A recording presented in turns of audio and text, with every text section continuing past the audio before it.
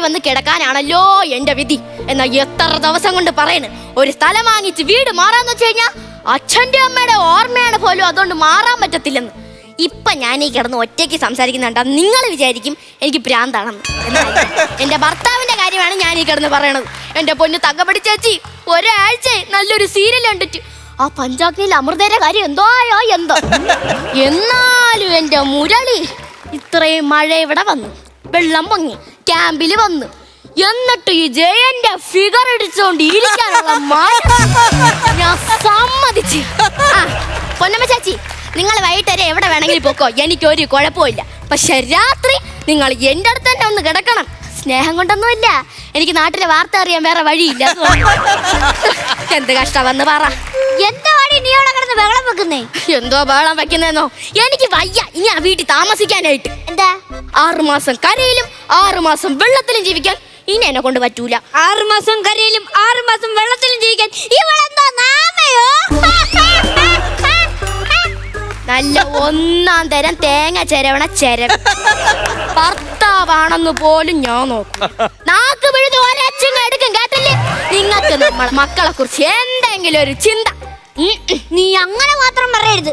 നമ്മുടെ പിള്ളേരെ കുറിച്ച് ചിന്ത ഉള്ളതുകൊണ്ടാണ് ഞാൻ ഇപ്പോഴും ആ വീട് മാറാത്തത്. എടി, എല്ലാ കുട്ടികളും 10 മാസം സ്കൂളിൽ പോകുന്നുള്ളൂ. നമ്മുടെ പിള്ളേർ അങ്ങനാണോ? വർഷം മുഴുവനും സ്കൂളിൽ അല്ലേ? അത് ശരിയാ. അതുകൊണ്ട് ഇങ്ങാരും ആദ്യമായിട്ട് സ്കൂളിന്റെ പടി കണ്ടു. Excuse me, collector madam. Madam ഏത് ജില്ലയിലാണ് വർക്ക് ചെയ്യുന്നത്? നിങ്ങൾ എന്നെ കൂടുതൽ കളിയാക്കിയൊന്നും വേണ്ട. എത്രയൊക്കെ ആയാലും എല്ലാ പിള്ളേരെക്കാളും 10ാം ക്ലാസ് വരെ ഏറ്റവും കൂടുതൽ പഠിച്ചത് ഞാൻ തന്നെ. അത് ഇവള് പറഞ്ഞ കാര്യം ശരിയാ. 10ാം ക്ലാസ്, 7ാം ക്ലാസ്സിൽ 4 വട്ടം, 8ാം ക്ലാസ്സിൽ 3 വട്ടം, 9ാം ക്ലാസ്സിൽ 2 വട്ടം, 23ാമത്തെ വയസ്സിൽ 10ാം ക്ലാസ് എഴുതി തീർന്നു ഇവള്. അല്ലടി, ഞാൻ ഇന്നലെ കിടന്ന 3ാം ക്ലാസ്സിന് ബെഞ്ചെന്തേ? അതല്ലേ രാവിലെ കഴിച്ചത്. ബെഞ്ചല്ലെന്ന് രാവിലെ പുട്ടും കടലക്കറിയും കഴിച്ചായിരുന്നോ? ആ പുട്ടും കടലക്കറിയും ഉണ്ടാക്കാനുള്ള വിറക് പിന്നെ ആര് കൊണ്ട് തരും? ദൈവമേ, ഇവളെ ബെഞ്ച് വെട്ടിക്കറി അടുപ്പത്ത് വെച്ചേക്കുന്നു. പിന്നെ നിങ്ങൾ ഇങ്ങനെ വെപ്രപ്പെടുന്നേ? ചേച്ചിമാരെ, നമ്മുടെ പഞ്ചായത്ത് പ്രസിഡന്റ് അല്ലേ പറഞ്ഞത് എന്തെങ്കിലും ആവശ്യം ഉണ്ടെങ്കിൽ ഡെസ്കോ ബെഞ്ചോ എടുത്തോളേ. പ്രസിഡന്റ് പറഞ്ഞത് നിങ്ങൾക്ക് കിടക്കാനോ ഇരിക്കാനോ ആവശ്യം ഉണ്ടായില്ല, അല്ലാതെ വെട്ടിപ്പൊളന്ന് അടുപ്പത്ത് വെക്കാനാണോ നീ പറഞ്ഞത്? ഇതിന്റെ അടുത്ത് നമ്മുടെ വീടിന്റെ കാര്യം എന്തോ മനുഷ്യ? നമ്മുടെ വീടിന്റെ കാര്യം അന്വേഷിക്കാൻ കളക്ടർ സാർ ഇങ്ങോട്ട് വരുന്നുണ്ടോ? നമുക്ക് നഷ്ടപ്പെട്ടൊക്കെ കിട്ടുമോ? നമുക്ക് എന്താ നഷ്ടപ്പെട്ടോ അതെല്ലാം കൊണ്ടുതരും. അല്ല, നമുക്ക് നഷ്ടപ്പെട്ട എന്തൊക്കെയാന്ന് ഓർമ്മയുണ്ടോ? ഉണ്ട്. എന്റെ 2 പവന്റെ വള, എന്റെ 5 പവന്റെ മാല, എന്റെ 3 പവന്റെ കൊലുസ്, ഇതൊക്കെയാണ് പോയത്. എടി രമണി, നമ്മുടെ വീട്ടിൽ വെള്ളം കയറിയിട്ടാണ് നമ്മൾ ഇവിടെ വന്നേക്കുന്നത്, അല്ലാതെ കള്ളം കയറിയിട്ടല്ല. ജില്ലാ കളക്ടറാ, അല്ലാതെ ജ്വല്ലറി ഓണറല്ല. മനസ്സിലായി. നിനക്കോട് നീ മാലയും വളയൊക്കെ വെള്ളപ്പൊക്കം വന്നപ്പോ ഒഴുകിപ്പോയെന്നങ്ങ് പറയണം. നമുക്ക് കളക്ടർ ഉണ്ട്, തരൂലേ? മഞ്ഞ റോപ്പ് കഴുത്തേ കെട്ടി താലിയാന്നും പറഞ്ഞ നാട്ടുകാരെ പറ്റിച്ചേർന്നവർക്ക് ആ സ്വർണം. അല്ല, പുള്ളിക്കാരും പിന്നെ നമ്മൾ എന്തൊരു കഴിക്കാൻ കൊടുക്കും? നമുക്ക് നല്ല 1ാം തരം ഫ്രൈഡ് റൈസ് കൊടുക്കാം. അത് കൊണ്ട ഫ്രൈഡ് റൈസ് ഇരുന്നിട്ട് എനിക്ക് രാവിലെ പുട്ടും കടലയും. കുഴപ്പമില്ല. അല്ല, കറി എന്തുവാ? എന്തോന്ന്? ഫ്രൈഡ് റൈസിനോട് കറി എന്തുവാന്ന്? അയ്യോ, ഫ്രൈഡ് റൈസ് അല്ല, അരി വറുത്തതും കട്ടൻ ചായയും. അരി വണത്തേന് പണഞ്ഞ കേട്ടോ, ഫ്രൈഡ് റൈസ് പോലും. പിന്നെ ഫ്രൈഡ് റൈസ് അല്ലേ ഒരു കളക്ടർ കൊടുക്കാൻ പറ്റേക്കുന്ന? അരി വറുത്തതും കട്ടൻ ചായയും. നിന്റെ അരി വറുത്തത് കഴിക്കാൻ ഇല്ല വരുന്നത് ജില്ലാ കളക്ടറാ, അല്ലാതെ കാടക്കോഴിയല്ല. മനസ്സിലായി. വേറെ എന്തെങ്കിലും കൊടുക്കണം. വേറെ നമ്മളിപ്പോ എന്തെങ്കിലും കൊടുക്കും? പാലിരിപ്പുണ്ടോ? പാലൊക്കെ കാണും.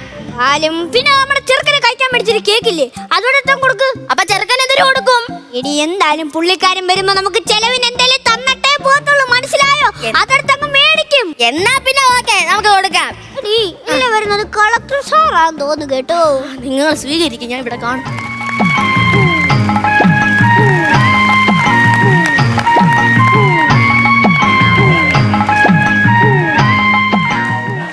കാറിന്റെ ഫ്രണ്ട് വെക്കുന്ന പാടുന്നു. കളക്ടറാണ് മിണ്ടാഴ്ച അങ്ങോട്ട്. സാറേ ഇരിക്കണം. ഓക്കേ, പാലെടുത്തോണ്ട് പാടി. ഞാൻ പെട്ടെന്ന് എടുത്തോണ്ട് വരാം. സാറേ, സാറ് ഒരുപാട് യാത്ര ചെയ്ത് കാണുമായിരിക്കും അല്ലേ? നമ്മളെല്ലാരും ഒരുപാട് യാത്ര ചെയ്യുന്നവരല്ലേ? സാറേ, സാർ വന്നപ്പോ വഴിയൊന്നും തെറ്റിയായിരുന്നോ? വഴിയൊന്നും തെറ്റില്ല. നമ്മൾ ഇവിടെ വന്നപ്പോ കുറെ ആൾക്കാരുണ്ടായിരുന്നു, അവര് കറക്റ്റ് ആയിട്ട് വഴി പറഞ്ഞു തന്നോണ്ട് ഇവിടെ തന്നെ എത്തി. സാറേ, പാലെടുത്തോ. സാറേ, പാലും കേക്ക് കൊണ്ടാലും എടുത്തോ. സാറേ കൂടെ എടുത്തോ. കേക്ക് കൊണ്ട് എടുക്കുക. പോവായിരുന്നു. എടി പിള്ളേരുടെ അകത്ത് കയറാൻ പറ, അവിടെ കാട്ടാൻ ഇറങ്ങി കയറാൻ പറ. അയ്യോ അത് കാട്ടാനേ അല്ല, ആരിക്കടെ മുതുക്ക് പാൽ കുടിച്ചിട്ട് ഏമ്പക്കം വിട്ടേണ്. വീട് കിട്ടു കിട്ടിത്തരിഞ്ഞ മതിയോ സാറേ? മതി സാറേ, ഒഴുക്കിപ്പെട്ട് ഞങ്ങളുടെ വീട് പോയി സാറേ. എന്നിട്ട് എന്റെ 10 മൂട് വാഴ പോയി സാറേ. എന്നിട്ട് എന്റെ 5 കോഴിക്കുഞ്ഞുങ്ങൾ പോയി സാറേ. എന്നിട്ട് സാറേ എന്റെ കോളേജ് സർട്ടിഫിക്കറ്റ് പോയി. നിങ്ങളപ്പോ കോളേജിൽ പഠിച്ചേ? മെഡിക്കൽ കോളേജ് എന്റെ ബൈപ്പാസിന്റെ സർജറി നടന്നേ. ആ ശരിയാണ്, അതാണ് ഞാൻ നോക്കിയത്. പള്ളിക്കൂടത്തിന്റെ പടുവലും കാണാത്ത ഇങ്ങനെ ഇവിടെ നിന്ന് കോളേജിൽ പോവാൻ. എന്റെ 2 മൂട് കിഴങ്ങും പോയി സാറേ. അതല്ലേ ഈ നിക്കണത്? അല്ല അതല്ലേ നിക്കണത്. 2 മൂടേ ബാക്കിയുള്ളു. അല്ല ഇതൊക്കെ നിങ്ങൾ എന്റെ അടുത്ത് പറയേണ്ട കാര്യം കളക്ടർ സാറിനോടല്ലാതെ നമ്മൾ വേറെ ആരോടാ ഞങ്ങൾ ഈ വിഷമങ്ങളൊക്കെ പറയുന്നത് സാറേ? തോന്നി, ഞാൻ വന്നപ്പോഴുള്ള സ്വീകരണം കണ്ടപ്പോഴേ തോന്നി. എന്നാലേ ഞാൻ ഒരു കാര്യം പറയട്ടെ. ഞാൻ കളക്ടർ അല്ല. കളക്ടർ അല്ലേ? മന്ത്രിയുടെ ഓഫീസിലായിരിക്കും. അങ്ങനെ ആയിരിക്കാം കേട്ടോ. എന്നാലേ മന്ത്രിയുടെ ഓഫീസിൽ നിന്നും അല്ല. പിന്നെ നീ ആരാന്ന് പറയടാ പാനിപൂരി? ഞാൻ പ്രശസ്ത എഴുത്തുകാരൻ കോവൻ കുണ്ടന്നൂർ. ഇവിടെ എന്നോ എന്റെ അഴുത്തുചായലിലെ ഒഴുക്കു ജീവിതം എന്ന സൂപ്പർ ഹിറ്റായ സീരിയലിന് ശേഷം പെണ്ണിന്റെ കണ്ണീർ മഴ എന്ന സീരിയൽ എഴുതാൻ ഞാൻ ഇങ്ങോട്ടേക്കാണ് വന്നത്. അന്നേരമാണ് മഴ കൂടിയതും വെള്ളപ്പൊക്കം വന്നതും. എന്റെ എല്ലാം ഒലിച്ചു പോയി. എന്റെ ഡ്രസ്സ് പോയി, എന്റെ പെട്ടി പോയി, എന്റെ ആദ്യ സീരിയലിന്റെ കോപ്പി വരെ ഒലിച്ചു പോയി. നീ ആദ്യം പറഞ്ഞ പോയതൊക്കെ നിനക്ക് വിഷമിക്കാം, പക്ഷെ അവസാനം പറഞ്ഞത് എത്താൻ്റെ അടുത്ത് തന്നെ എത്തിയേക്കുന്നത്. എന്താണ്? നിന്റെ അഴുക്കുചാലിലെ ഒഴുക്ക് ജീവിതം ഇറങ്ങി നാട്ടുകാർ കുടത്തിലാക്കി കടപ്പുറത്തോണ്ട് ഒഴുകിയത്. എന്റെ കൊച്ചന് കുടിക്കാൻ പറ്റുന്ന പാലും അവ തിന്നാൻ പറ്റുന്ന ഉൾപ്പെടെ ഇല്ലടാ നിനക്ക് ഞാൻ എടുത്തു തന്നത്. അതിന് കൊച്ചവിടെ അതുകൊണ്ടില്ല കിടക്കുന്ന ഞങ്ങളുടെ കൊച്ചു. അയ്യോ അതിന് കൊച്ച കരയുന്നില്ലല്ലോ, അതുകൊണ്ട് കൊച്ചിന് പാല് വേണ്ട. എന്താ? അയ്യോ നിങ്ങൾ കേട്ടിട്ടില്ലേ, കരയുന്ന കൊച്ചിനെ പാലുള്ളൂ. എടാ മൂക്കിന്റെ താഴെ റീത്ത് വെച്ചവനെ. അഴുക്കുചാലയിലെ ഒഴുക്ക് ജീവിതത്തിന്റെ സ്ക്രിപ്റ്റ് റൈറ്റർ ഗോവൻ കുണ്ടന്നൂർ. സാറേ, ഞാൻ സാറിനെ പറ്റി കേട്ടിട്ട് മാത്രമേ ഉള്ളൂ, ആദ്യമായിട്ടാണ് നേരിട്ട് കാണുന്നത്. മനുഷ്യ, എത്ര പെമ്പിള്ളാരെ കണ്ണീര് ഒടിപ്പിച്ച മനുഷ്യനാണ് നിൽക്കുന്നറിയാമോ? എന്നാലും എന്റെ സാറേ, ആ പാവം വീണെ ഭക്ഷണം പോലും കൊടുക്കാതെ ഇരുട്ട് മുറിയിൽ പൂട്ടിയിട്ടല്ലേ നിങ്ങളൊരു നീചനാണ്. നീ ഇങ്ങോട്ട്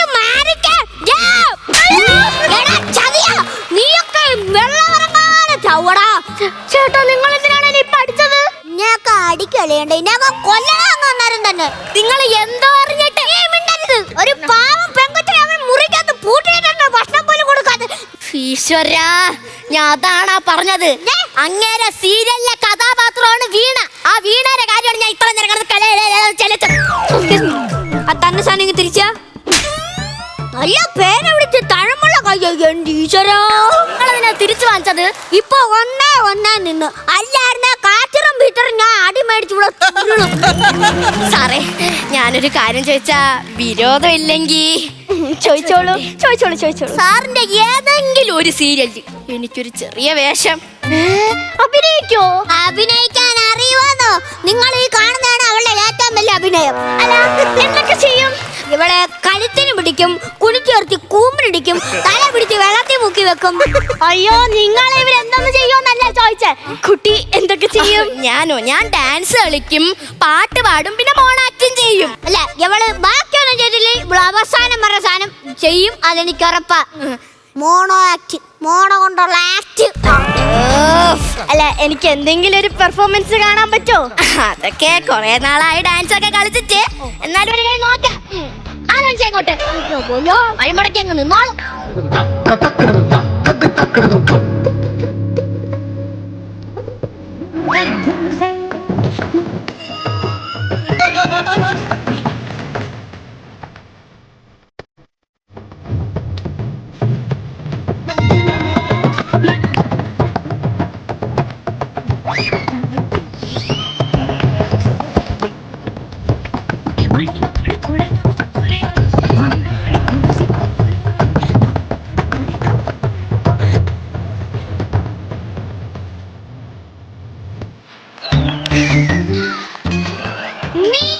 ഇവളെ വെച്ച് സീരിയൽ ചെയ്ത് നായികയാക്കുവാണെങ്കിൽ ആ സീരിയലിന് പറ്റിയ ഒരു പേര് ഞാൻ പറഞ്ഞുതരാം. എന്ത്? പ്രാന്തങ്കാള. എന്നാ മുതുക്ക് മുതലാണ് ഇവിടെ കിടന്ന് കാണിച്ചത്. അല്ല, നമുക്ക് ഡാൻസ് അല്ല വേണ്ടത്, നമുക്ക് അഭിനയമാണ് വേണ്ടത്. ഞാൻ അഭിനയിക്കുകയും ചെയ്യും. പക്ഷെ ഒരു പ്രശ്നമുണ്ട്. എന്തോ? നമുക്ക് ഒരാളും കൂടി വേണം. ആ ഒരാൾക്ക് വേണ്ടി ഓഡീഷൻ നടത്തണം. എന്താണ് സാറേ റോള്? ഗുണമില്ലാത്തതിന്റെ കിണ ഭർത്താവ്. എന്തിന് സാറേ ഓഡീഷൻ? താണ്ട നിക്കണേ. എനിക്ക് അതൊന്നും ചെയ്യാൻ പറ്റത്തില്ല. എന്നെ വേണേ ഒരു വില്ലനാക്കിയ ഞാനത് കിടുക്കാറ്റി അടിപൊളിയാക്കി സൂപ്പറാക്കി ചെയ്യുന്നേ. അപ്പൊ നാട്ടുകാരുടെ ഇടിയോണ്ട് ചാവാനായിരിക്കും ഇങ്ങേർക്ക് വിധി. നിനക്ക് വല്ല ഭർത്താവെല്ലാം ഉണ്ടാടാ ഇവളെ നായികയാക്കി സീരിയൽ ചെയ്യാൻ? അല്ലെങ്കിൽ നിങ്ങൾ ഇന്ന് വരെ എന്റെ കലയെ പ്രോത്സാഹിപ്പിച്ചിട്ടുണ്ടാ? എടി, നിന്റെ കല ഞാൻ പ്രോത്സാഹിപ്പിക്കാത്തതിന്റെ കാര്യം അറിയാവോ? നിന്റെ കല എങ്ങാണ് ഞാൻ പ്രോത്സാഹിപ്പിച്ചു കഴിഞ്ഞാ കലാദേവത എന്നെ വീട്ടിൽ വന്നടിക്കും. അതുകൊണ്ട് ഞാനത് പ്രോത്സാഹിപ്പിക്കരുത്. മനസ്സിലായേ? ഈ പറയണ ചുമ്മയാണ് സാറേ. സാറിന് എന്റെ അച്ഛൻ അറിയാവോ? കേരള യൂത്ത് ഫെസ്റ്റിവലിന് എപ്പോഴും എന്റെ അച്ഛന് ഒന്നാമതാണ്. അത് ഇവള് പറഞ്ഞ കാര്യം കറക്റ്റാ. ഉച്ചക്ക് ചോറിന നേരം ഫസ്റ്റ് വണ്ടി കയറി അങ്ങ് ഇരിക്കും ഫസ്റ്റ് സീറ്റില്. ഗണപതിക്ക് വെക്കുന്നേക്കാട്ടി മുമ്പ് ഇവളുടെ അച്ഛന് കൊടുത്തിട്ടേ ബാക്കി ആൾക്ക് കൊടുക്കത്തുള്ളൂ. ഇവളുടെ അച്ഛന്റെ പേരെന്തിനാ? ടെസ്റ്റർ കണ്ണപ്പൈ. നിങ്ങൾ എന്റെ അച്ഛനെ കളിയാക്കിയല്ലേ? കളിയാക്കൂടി. നിന്റെ അച്ഛനല്ലട പിന്നെ ഈ നീർനാട ഫിഗർ ഉള്ളവന്റെ അച്ഛനെ ഞാൻ കളിയാക്കാൻ പറ്റും. ഇനി ഞാൻ ഒരു നിമിഷം പോലും ഇവിടെ നിൽക്കൂല. എന്റെ അച്ഛനെ കളിയാക്കിയ നിങ്ങളോടെ ഞാൻ ഇനി നിൽക്കൂല. ഇപ്പൊ ഈ നിമിഷം ഞാൻ ഈ ക്യാമ്പിൽ ഇറങ്ങും. നീ നിക്കണ്ട, നീ എങ്ങോട്ടാന്ന് വെച്ചാ പോ. അങ്ങനെയാലും എനിക്ക് ഇവിടെ ആശ്വാസം കിട്ടട്ടെ.